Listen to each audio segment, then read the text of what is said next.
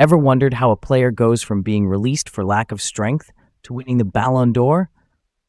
Let's dive into the story of Rodri, one of the world's top midfielders. Hey there, I'm Leah, feeling excited to explore this topic with you all. And I'm Garrett, thrilled to unravel this fascinating story with you. Welcome to Laid Back Learning with Leah and Garrett. Today, we're exploring the incredible journey of Rodri, the Spanish footballer whose calm control in midfield has shaped Manchester City and Spain at the very highest level. Here's something to get us started. I once played a small cello feature during a community concert, and afterward a guest was introduced to me as a professional footballer from a lower division club. We talked about practice routines. He said, "Your scales are like our passing drills, repetitive on purpose, because under pressure your fingers or your first touch should move before you overthink." It stuck with me. That quiet, boring discipline is what I see in Rodri. Not flashy at first, just unshakable basics that let him show up big in the biggest moments. That's pretty cool, right? I love that crossover. Rodri is the definition of boring basics done brilliantly. Then, when the moment calls, boom, edge-of-the-box winner in a Champions League final. Let's dig into this. So, big picture. Rodri, full name Rodrigo Hernández Cascante, is a Spanish defensive midfielder. Defensive midfielder just means the player who sits in front of the defense, breaks up attacks, and starts the team's build-up. Think of him as the chess player who sees the whole board. He does not move the farthest, but his position dictates everything. He plays for Manchester City in England and captains Spain.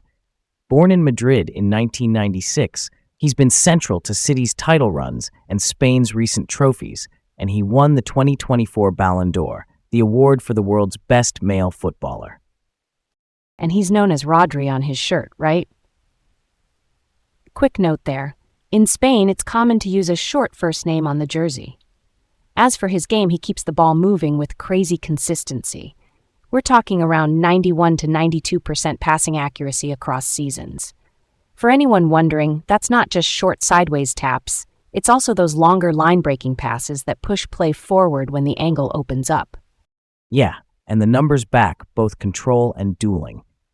One stat that blew my mind came from Squawka. In the 2022-23 season, he reportedly won 100% of his aerial duels. An aerial duel is basically a contested header.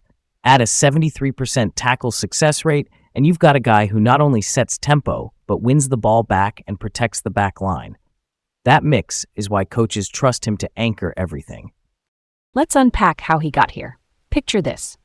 Madrid kid, age 11, joins Atletico Madrid's academy in 2007 after time at Rayo Majadahonda, which is a respected youth club just outside the capital. He learns positional play early, the whole idea of being in the right place so the easy pass is always on. Then comes the twist. In 2013, Atletico release him, saying he lacks physical strength. Ouch. But he signs with Villarreal, a club known for nurturing smart, technical players, and that becomes the launchpad. At Villarreal, he grows, physically yes, but also tactically. He goes from Villarreal B, the reserve side, to first-team minutes. His first-team debut arrives in the Copa del Rey in December 2015, and his La Liga debut follows in April 2016. By late 2017, he's earning a contract extension to 2022, which tells you he's already vital. Then in February 2018, he scores his first La Liga goal, a sign that he's adding confidence near the box, even if scoring isn't his main job. Spain notices too. In March 2018, he's called up to the senior national team and makes his debut days later. That's a fast rise. All right, let's roll on. In May 2018, Atletico Madrid bring him back from Villarreal for around 20 million euros plus variables. They'd released him as a teen. Now they're buying a finished product. He wins the UEFA Super Cup in his debut that August against Real Madrid. The Super Cup is a one-off trophy between the Champions League and Europa League winners. Internationally, he starts getting minutes that hint at taking over from Sergio Busquets, who is Barcelona and Spain's legendary pivot, meaning the deep playmaker who anchors midfield. Then July 2019 is the big leap. Manchester City trigger his £62.6 million release clause. A release clause is a contract line in Spain that sets a price where, if it's paid, the player can essentially buy out the contract and move. Pep Guardiola, City's manager known for possession football, wants Rodri as the long-term anchor. He debuts in the Community Shield in August, settles into the Premier League quickly, and even when he gets a hamstring knock in October, he comes back to score key goals, like the winning header in the 2020 EFL Cup final against Aston Villa. The EFL Cup is England's League Cup, not the biggest trophy, but it's a pressure game at Wembley. Internationally, little steps become big steps. He scores his first senior Spain goal in November 2020 against Germany in the UEFA Nations League. That competition is Europe's newer national team tournament. He's in Spain's Euro 2020 squad, getting starts while Sergio Busquets is out with COVID, and learns tournament rhythm. Fast forward to the 2022 World Cup, and here's where it gets really interesting. Spain deploy him as a central defender, not his usual midfield spot. Why? Because his passing and reading of the game keep Spain's possession identity intact right from the back line. That's high trust. Even though Spain go out on penalties to Morocco, it proves his tactical versatility. Back at City, the numbers and the moments pile up. In the 2021-22 Premier League season, he completed about 82 passes per 90 at nearly 92% accuracy. That's metronomic, steady, reliable tempo. April 2023, he rips a gorgeous long-range strike against Bayern Munich in the Champions League quarters. Then June 2023, the crown jewel, he scores the only goal in the Champions League final versus Inter Milan, curling it from the edge of the box. That seals City's first European Cup and completes a continental treble, which means league title, main domestic cup, and Champions League in one season. He's named Player of the Match and later Champions League Player of the Season. And in international play, the medals follow. In 2023, Spain win the UEFA Nations League, and Rodri is player of the finals. Then Euro 2024 arrives. Spain go all the way, beating England in the final. Rodri is player of the tournament, with 92% passing and that same calm control. There's a domestic milestone too in May 2024. He scores late on the Premier League's final day as City clinch a historic fourth straight league title, and he extends a personal streak to 50 consecutive league matches without defeat. That's consistency you can feel in the team's heartbeat. Not gonna lie, there were bumps. He's sent off for the first time in the Premier League in September 2023. City lose all 3 games of his suspension. Later, after a yellow card suspension, they lose to Aston Villa. That dip without him is a neon sign for how vital he is to City's structure. And then comes a hard twist. In September 2024, he suffers an ACL and meniscus injury against Arsenal.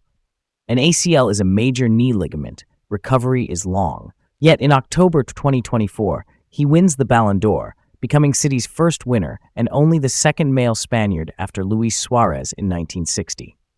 It recognized the season he'd just produced, not the injury timeline. Despite that, he returns in May 2025, and by 2025-26, he's lifting domestic cups again with City. Then 2026 is the legacy maker. He captains Spain at the World Cup, starts all 8 matches, and Spain beat Argentina 1-0 in the final. He wins the Golden Ball, which is the award for the tournament's best player. He doesn't score or assist in that run.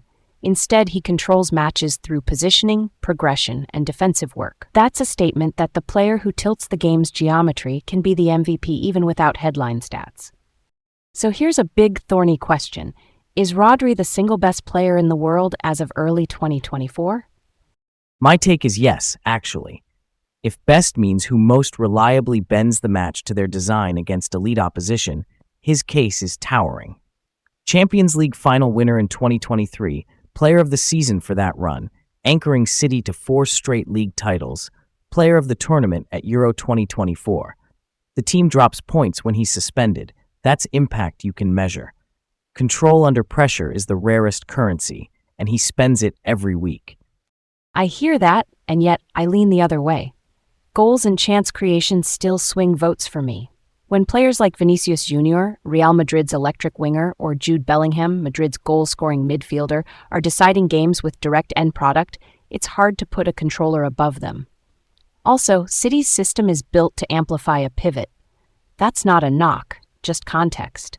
Why should a control role outrank a scorer when the scoreboard ultimately decides things? Totally fair. I guess I weight possession value more than most. If a player's presence raises your floor so high that you're almost never flustered, that steadiness can be more decisive over 90 minutes than any one highlight. Think of it like a concert. One perfect solo is amazing, but if the conductor keeps the entire orchestra in time for the whole symphony, that's the piece you remember. Still, best can be role-dependent. Maybe the better question is, in his role, was anyone close? Real talk. In his role, he's at the summit. I'm just cautious about cross-role comparisons, and I do think his 2024 Ballon d'Or signals people are widening the lens to include tempo and structure, not only goals. That part I love. Switching gears just a little. There was a viral clip after Euro 2024 of Rodri and Alvaro Morata, Spain's striker and a fellow senior player, chanting, "Gibraltar is Spanish" during celebrations. UEFA, the governing body for European football, opened an investigation and issued a one-match ban under rules covering discriminatory conduct. It became a quick lesson in how public words carry weight, even in party moments. Yeah, that's a curveball. For me, it underscores that being captain isn't just tactical leadership, it's situational awareness in every context. Responsibility scales with visibility. Hopefully it's a learning moment, and the focus returns to what he does best on the pitch. All right, here's a thought I've been turning over. What if Atletico Madrid never released Rodri in 2013?